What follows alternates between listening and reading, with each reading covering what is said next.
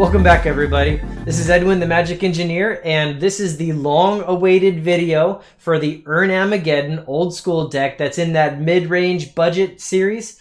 And the reason I say long-awaited is because I put a special offer out a long time ago where I was going to do a live stream, and for everyone that joined the live stream, we were going to, me and everyone who joined, we were all going to discuss what cards should possibly be in a blue, white, green Erhnam-Ageddon deck. And the reason why I wanted to do a discussion is because after trying a few times to design this deck, there were so many directions to take it. And like this version that I'm going to show you right now is absolutely not the only version. There's other versions out there that are like better or worse in different metas, or better or worse based on budget. And this is just like one starting point that's not terribly expensive that you can definitely get in and actually play this deck. Now, I'm leaning a little hard into almost the expensive category because I'm putting a special trick in here for Energy Fluxes, and I'm splashing blue into this deck. Now, in order to pull that off, I've kicked the dual land ratio way up in this build. And that allows it to extend into a strategy that I really like seeing. But here's the thing. It's pretty easy to actually cut out just like that, all those extra dual lands. You could definitely, in this build, you could just add land tax in it and just do some like a few islands here and there to be able to get those out. And that's a pretty effective strategy. And I'll discuss that a little bit like as I'm actually going through the mana base. So you don't have to do all the dual lands. So just know that like right now. So why don't we get into the actual build here? I'm excited to show this to you guys. And also, by the way, when this video goes live, the next day, I'm going to finally make public the actual live stream where I discussed with all my viewers what could possibly go into this deck. And another quick note before I go into it. One reason it took so long to post this is because, you know, I don't just build a deck and post it. I actually have to play the deck an awful lot. And I just have not had any time lately because there's been so many events. There's been Magic YouTubers that have been coming lately. There's been family coming to visit us here in Orlando now that we're here and stuff like that. So like I have had no time for like gaming of like almost any kind. Like so... all the family's finally gone, all the Magic YouTubers are gone, and so now I'm finally like editing video and playing games and stuff again. So apologies for this long delay. But yeah, so the live stream will be posted once this video is live the next day.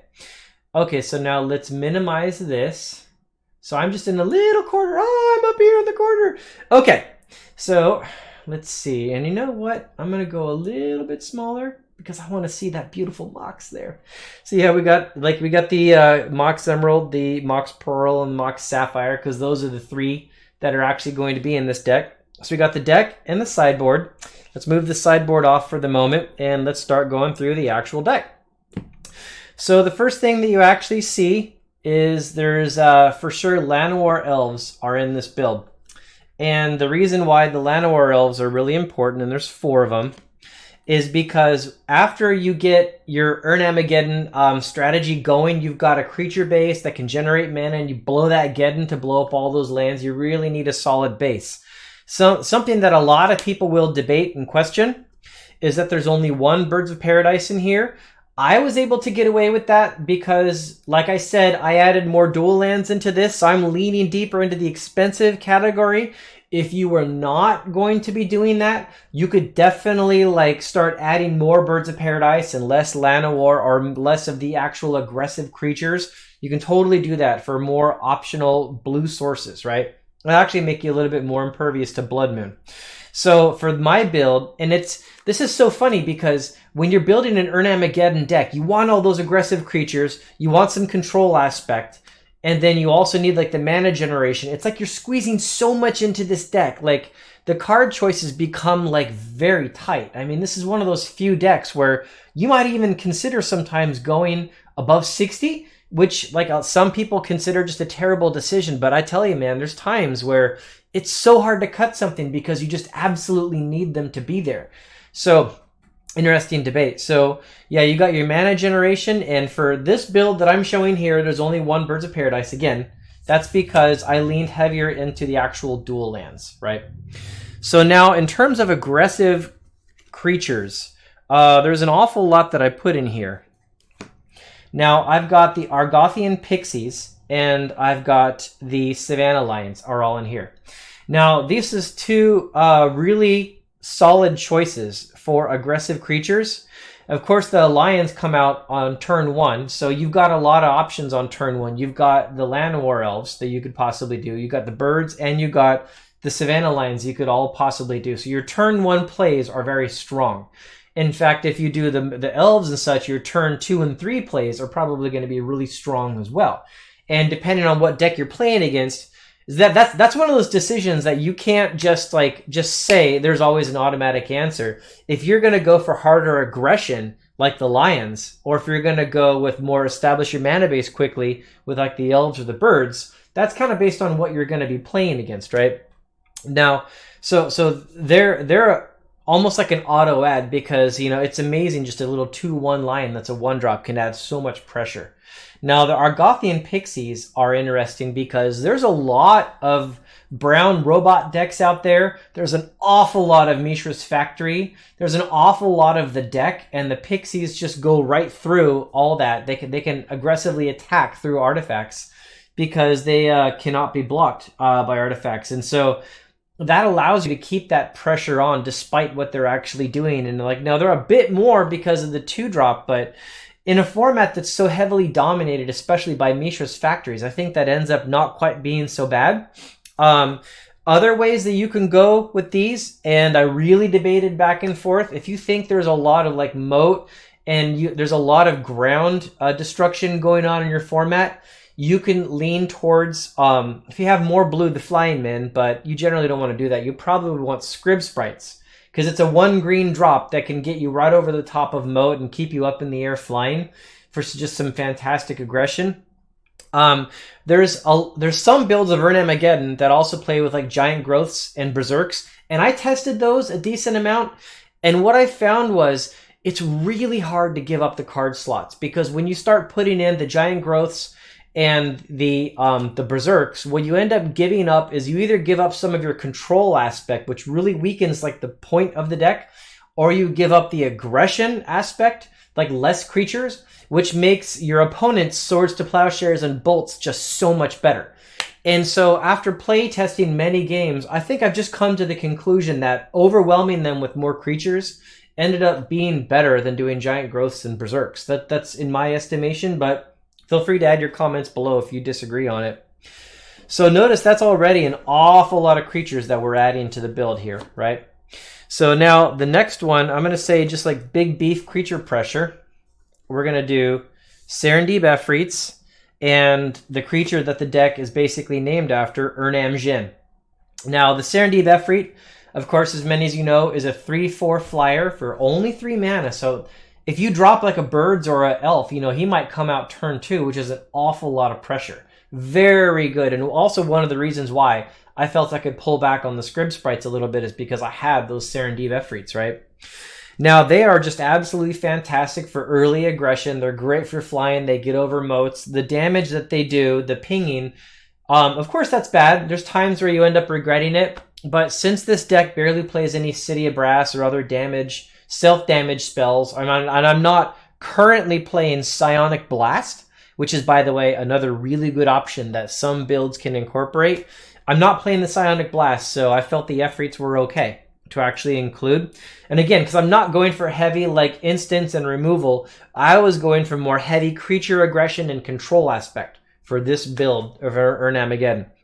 Now the Erhnam Djinn, most of you probably already know, a 4/5 for 4 mana is just fantastic, right? And he's probably going to come out on turn 3 or later because there's not a lot of Moxen and a lot of acceleration inside the deck. You might get lucky and draw that Soul Ring and set him out turn 2. It happens, right? But he's so beefy for so cheap of mana. And he can keep that heavy pressure, that heavy aggression going against your opponent, which is just absolutely fantastic. And if you can get him out early, then you're ready to actually blow an Armageddon. And I'll discuss that more. Like the timing of Armageddon is really important in this deck. I'll go over that after I kind of discuss the mana base, so I'll have to come back to that. But that's your creature base, and we're pretty deep in creatures. That's 1, 2, 3, 4, 5, 6, 7, 8, 9, 10, 11, 12, 13, 14, 15, 16, 17, 18, 19, 20, 21 creatures, 20 of which can all swing for damage. Awful lot of creatures going on there. Okay, so now here's some of the control aspects. You've got the Armageddons, which is really the point of the deck, you know, blow up all lands and play. Now, I've only got 3 in the deck. I've played this deck an awful lot, and I've always felt that 4 is too many. You constantly end up with 2 in hand, and one of them is just a dead card. And when you play with 2, you just don't draw them often enough. So I really feel like 3 is the right number. Other people might disagree with that assessment, and that's okay. Not everyone feels the same way about it. But I'm going to bring out these next 3 cards because I think they really deserve to be included in this discussion. And this is part of the tech that I really liked with this deck, and the entire reason I wanted to splash blue in. It's for these. These energy fluxes are enormous. The energy flux makes all artifacts cost 2 more mana on your upkeep to keep in play. Now, not only does the energy flux come out, and it'll just basically win against like some decks that are very hard artifact heavy. So it's just fantastic in the format, and for some decks it's an auto win, but it really enforces that strategy. Like one of the problems you have with Erhnam-Ageddon when you go up against a big meta, especially one that's powered, people have a lot of Power 9 and Felwar Stones and stuff. You're sitting there trying to Armageddon and blow up their lands, but they have all this artifact mana. You don't really cut them off that well. And since they're not cut off, you know, the real essence of your strategy isn't really there. It's not really viable. What you really want to do is you want to get out your aggressive creatures and then blow up their mana, right? And so the energy flux really fits with the main theme of the actual deck, especially when going up against powered decks. But then it also just auto wins against many very artifact heavy decks, which not only makes it a main deck card, but it's fantastic. And this is just something I think is fantastic to build this deck around and worthy of making it 3 colors, right? Now, okay, so that's probably enough there. The timing of when to Armageddon is really big, and I'll come back to that. Now, like I said, I went... there's kind of like, there's 2 main points to this deck. It's early aggression and then control. There's a heavy control aspect. The Armageddon and the energy fluxes are definitely control. Meeting along with that, you've got 4 disenchants, and you've got your 3 swords to plowshares, and I'll probably just throw this in there as well, and a Chaos Orb. Now, the disenchants, they're almost just like an auto-required card in this current kind of meta of old school, because Mishra's factories are just so unbelievably prevalent. Like everyone's got Mishra's factories, right? And there's also an awful lot of Blood Moon. There's an awful lot of Abyss. There's an awful lot of City in a Bottle. Just so many other cards that are extremely threatening. So Disenchant, I felt, is in this kind of current meta. I mean, it's not only like a mana destroyer to help you know, if they get that one last Mox out, you can blow it up again. Or if they get that Nevinral's disc in play, you can blow it up. It's just such a critical card. You got to have 4. I actually did go down to only 3 swords to plowshares, and that's a debate. Not everyone's going to agree with that. Some people feel very strongly about keeping 4 plows in there as well. In the testing that I did with this deck, since I built it to go so hard into early, overwhelming creatures and then mana destruction through control, with that kind of play style in mind, I just found that I didn't need much more than 3 swords to plowshares, and I use them very sparingly. I use it like my ace in the hole. I do not use it for like early creature removal. If my opponent sets out an early small creature, then I just try to like overwhelm it with my own creatures, right? And I'm only going to plow something that I just can't deal with, like with maybe like a Serra Angel that's going to stop my Serendibs, or a Juzam that's going to stop my Erhnams. That's when I'm going to bring out the plow. Other than that, I try to just overwhelm what they're doing. Like if they've got Mishra's factories, I might disenchant them, or I might just wait for Ageddon and just remove multiple factories based on that. So I felt I could go a little thinner on the Swords to Plowshares, and so far that seems to pay off. Chaos Orb, this is the other expensive card in the deck. You got the dual lands and the Chaos Orb. And for these mid-range kind of budget series, those are the two types of cards that most of the time I feel are just worth spending the money on, because you're going to get your value back. So you guys, if you don't own a Chaos Orb, if you're going to play old school, go get a Chaos Orb before they go too high. I mean, I've been telling people that since Unlimited were like in the 150 range, and the betas were in the $300-400 range. I've been telling people, go get a Chaos Orb, right? Now they're already like betas are like in the $1,500 to $4,000 range, and the Unlimiteds are like, you know, $600 to like $1,000 a piece. So sorry, right? For those of you that didn't go grab it earlier, but go get them. If you're going to play old school, go get a Chaos Orb. I cannot stress that enough. So there's more of the control aspect, removal, right? Now, Regrowth doesn't need an awful lot of instruction. You just go get whatever you need. Oftentimes it'll go get Chaos Orb again or something like that. So yeah, I mean, almost no explanation needed. Regrowth is so powerful. Okay, now for the mana base, I did actually try to like squeeze some basics in. The reason why is because Blood Moon is very prevalent in the deck, in the format, I mean. And since I've got so many dual lands in this specific build, I really felt I needed some basics to stretch that out. But there wasn't an awful lot of room in them. So play strategy, since there's only like 2 planes in the actual in the deck, that means if you're fearing Blood Moon, you might want to keep 2 mana, one of which is white, held back with a Disenchant in hand, in case they play that Blood Moon, or you're going to have a big problem, right? If they do play Blood Moon on you, you've only got the 2 forests in there, so hopefully you have a Llanowar Elves or a bird in play already. Otherwise, you got a big problem. So there are some answers to it, but it does change your strategy a little bit. If you guys go the direction I'm suggesting, for some of you that don't have access to those dual lands, and instead of multiple dual lands with blue, you play like a land tax to go fetch the islands when you need them for your blue, now you're going to be able to have more forests and plains, and you can get through that a little bit easier. So, okay, so there's the basic lands. And I do have the single strip mine, so I kind of built this to be Swedish style, right? And no, okay, here's the expense, and here's where people are going to possibly complain, because I'm going deeper into the expense than I did for most of them. But again, like I've been explaining, you don't have to have all of the dual lands. So these are the Tundras. So there's 4 Tundras, 4 Savannas, and 4 tropical islands. So you've got the 12 of the dual lands to give you a good color mix, and to make sure you get those colors, I also threw in only 2 City of Brass. I figured with that, you're most likely going to have access to the colors that you need at those individual times. But I'm going to come back to that when I'm talking about Wind to Armageddon, because, and then this is one of the reasons why I wanted to go deeper into the multiple colors of lands to give you the access to the 2 that you need. Let me finish off the lands first here, though. They're mana sources. I've got 2 Pendlehavens in there. These are questionable because there is not a ton of 1/1 creatures, but the Llanowar Elves are in there, and they are fantastic targets for it.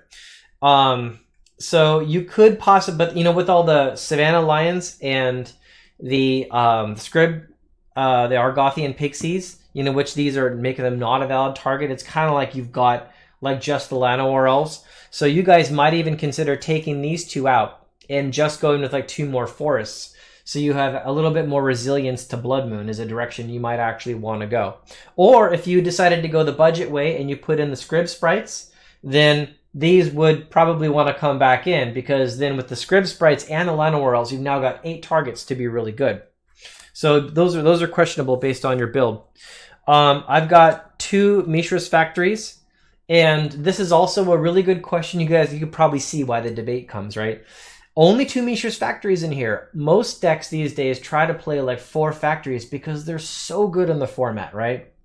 But access to colors is really important based on the strategy that I typically play this deck with. So I squeezed in 2 factories. If you were going to go to 4, what I'd probably pull out is maybe the 2 Pendlehavens and put in like 2 more to get a full set of factories, right? That's another possibility. There is a single Soul Ring that I put inside the deck, and that's because the Soul Ring, if you've got an Energy Flux in play, it can actually pay for itself. If you don't have an Energy Flux in play, you can get that Erhnam or that Serendib out really quick, right? Or blow an Armageddon and keep your mana on the table. So even with Energy Flux, it ends up being a decent play to keep that guy in there. So it's worth including. But yeah, these guys are definitely a question. Maybe even with this build that I'm showing you, you know, probably, yeah, maybe it's like not worth it. Maybe it's more worth it going back to 2 more Forests or Mishra's factories. Okay, so now, before I go to the sideboard, I want to discuss the Armageddons and kind of the way I play these and what I think is really important about it. Now, the theology of this deck, as I have it here, is you want to throw an Armageddon to blow up your opponent's lands, and then you want to recover.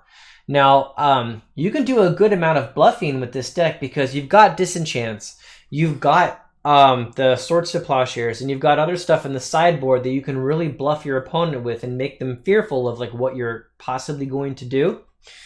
And I feel that's really important because when I play this deck, I don't just get a land and put it into play. I hold them back in my hand. Since I'm holding lands back in my hand, now number 1, when I Armageddon, I'm going to recover really fast from that Armageddon because I've got extra lands in my hand. Number 2, I'm going to be able to bluff my opponent really well. They're not going to know what I'm necessarily doing. Number 3, it makes me a bit more resilient to discard. If they get a Hymn to Turak or a Hypnotic Spectre out against me, they might be pulling lands out of my hand and I can get a little bit more protection from my key spells. And number 4, when I'm only going to be trying to put a few of my lands in play, it's now more important that those lands that I actually put in play are actually lands that can provide the colors that I actually need for the very few that are in there to keep powering up the spells that I care about. Okay, so now before I get to the sideboard, I'm seeing that the focus is a little off on this, so I'm going to try to fix that. So I'll be right back. Okay, here we are. We're back. Hopefully that's a little bit more clear. Sorry about that going fuzzy on you guys. I'm sure like people are like, it's too fuzzy, probably complaining in the comments already. I just have no time to go back and reshoot. Sorry guys, we're rolling forward. Okay, so now let's go over the actual sideboard here. Okay, so since we've got blue in the deck, it is entirely possible to have counter magic in the deck. So I've got some power sinks and some mana drains. Now, I like this as a starting option for the sideboard, partially because you're just, you don't always know what you're going to run up against, and sometimes it's good to have cards that can just like stop an awful lot of things. And also, this is the kind of card that like, not only is it a good generic solution, but there are times where you might want to sideboard them in like one game and like on game 2, and then maybe even sideboard them out if there's something else you think might be better on game 3. That consider that, because once your opponent sees you're packing counter magic, they change their play behavior, and now bluffing with those cards in your hand, like I was describing, ends up being a lot more powerful kind of thing to do. Power Sink ends up being pretty good because you don't often have 2 blue available, and the Power Sink ends up being pretty decent when you're spending time Armageddoning, Disenchanting, Strip Mines, you know, Energy Flux limiting their mana. You know, Power Sink ends up being really a big problem for them to actually deal with. So those are a good start.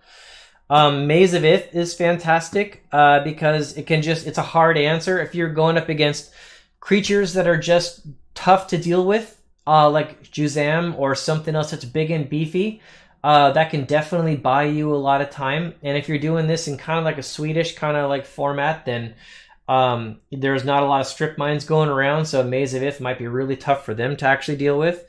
Dust to Dust is a fantastic play because if you're going against an artifact heavy deck, then you're gonna face an awful lot of counters, and you're gonna get the Energy Fluxes out, and they're gonna ready blast those. And so the Dust to Dust sometimes ends up being really good because they might not be expecting you to have all this artifact removal, and that just removes them from the game as well, which can really change the mapping quite a bit. And again, the disenchants are so important, right, in this format. So since you have access to blue, you can squeak some blue elemental blasts in there, which can just be fantastic when you're going against something red. You know, so you can hit Blood Moons if you can get the mana out for it. You can blow an ATOG off the table if you ended up with not enough plows or something like that. Or you could stop that last bolt or goblin grenade. It's got a lot of targets it can hit. Fantastic card. Access to blue is there, and it's just such a powerful card. So squeeze those in. That 4th Swords to Plowshares is in there in case you're going up against a deck and you just somehow decide that you need it. It's really important. Gotta have it. Well, there it is. It's accessible. Balance is in there because Balance, I think, is like maybe the most powerful white card in all of Old School. Some people think it's the most powerful white card in all of Magic, and it's really situational, right? How well that actually works. But yeah, sometimes Balance is just that get out of jail free card, and that's tough to know when it's the right sideboard choice, but you want to have it available when you have no other good options. So yeah, just a fantastic thing to keep in there because it's so versatile. And then the last thing, Concordant Crossroads. I've got these in here because, I mean, just flat out, Abyss is a problem if people are playing the Abyss, because, you know, you might be using your disenchants for something else, and the Abyss is just going to sit there and chew through your creatures. And so the Concordant Crossroads can allow you to keep your disenchants, to keep their mana off the table. Because remember, if you're going against the deck or something, you got to get their Abysses out of there. Then your Armageddons and your Disenchants and your Dust to Dust is really important against that deck. But now you can use the Concordant Crossroads to remove their Abyss and keep your creatures on the table. Now also, since the Concordant Crossroads speeds up your creatures, it takes what's already part of your deck design, which is really high aggression, and it plays into that as well, because you're dropping your creatures and you're tapping for mana and swinging right off the bat. So Concordant Crossroads is just a fantastic play that fits with the overall theme of the deck. Now, all of this sideboard, I would not consider this a very finalized sideboard. I would consider this a good start. My recommendation would be, if you guys have never played Erhnam-Ageddon, maybe try this. Or go with the cheaper one like I'm suggesting, like, you know, with like less dual lands and land tax to fill in for those. That one might be a direction to go. And just be ready to kind of ebb and flow this sideboard around, like however you think you're going to need to, based on your local meta.